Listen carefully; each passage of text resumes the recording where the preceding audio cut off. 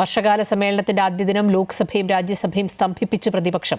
ചോദ്യപേപ്പർ ചോർച്ച അടിയന്തരമായി ചർച്ച ചെയ്യണമെന്നാവശ്യപ്പെട്ട് പ്രതിപക്ഷം നടുത്തളത്തിലിറങ്ങി. പ്രതിപക്ഷ അംഗങ്ങളുടെ പ്രവൃത്തി സഭയുടെ മര്യാദയ്ക്ക് ചേർന്നതല്ലെന്ന് വിമർശിച്ച് സ്പീക്കർ. പാർലമെന്റിൽ ക്രിയാത്മക ചർച്ചകൾ നടക്കണമെന്നും രാജ്യത്തിന്റെ യുവത്വം പുതിയ ഉയരങ്ങൾ കീഴടക്കുകയാണെന്നും പ്രധാനമന്ത്രി പറഞ്ഞു. പാർലമെന്റിൽ ഫലപ്രദമായ ചർച്ചകൾ നടക്കണമെന്ന് വർഷകാല സമ്മേളനം തുടങ്ങുന്നതിന് മുൻപ് പ്രധാനമന്ത്രി നരേന്ദ്രമോദി ആവശ്യപ്പെട്ടിരുന്നു.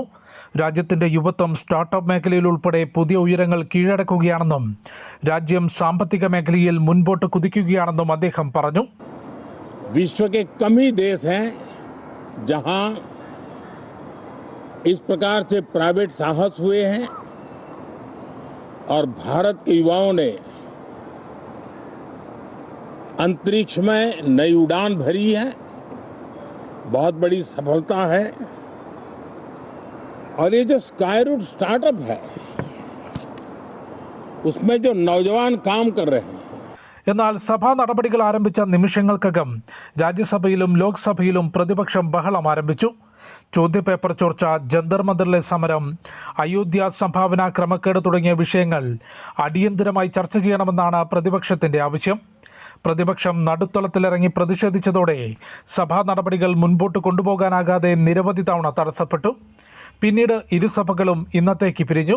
सदस्यगण प्लीज आप निधन संबंधी उल्लेख के समय सदन की मर्यादाओं को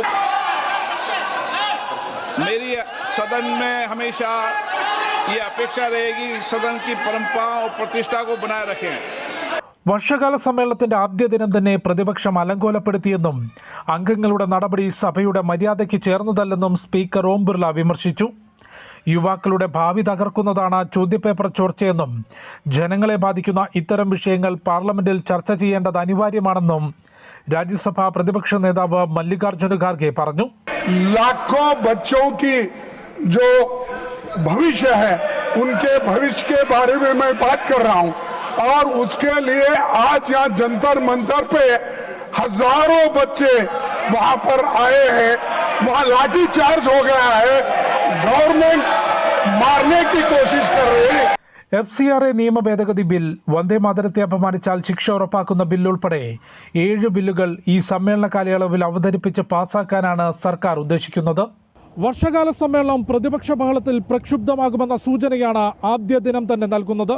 അയോധ്യ സംഭാവന ക്രമക്കേടും ജന്തർ മന്ദറിലെ സമരവും അടിയന്തരമായി ചർച്ച ചെയ്യണമെന്ന നിലപാട് പ്രതിപക്ഷം സ്വീകരിക്കുമ്പോൾ പാർലമെന്റിൽ ക്രിയാത്മകമായ ചർച്ച നടക്കണമെന്നും എല്ലാ വിഷയവും ചട്ടപ്രകാരം ചർച്ച ചെയ്യാമെന്നുമാണ് സർക്കാർ വ്യക്തമാക്കുന്നത്.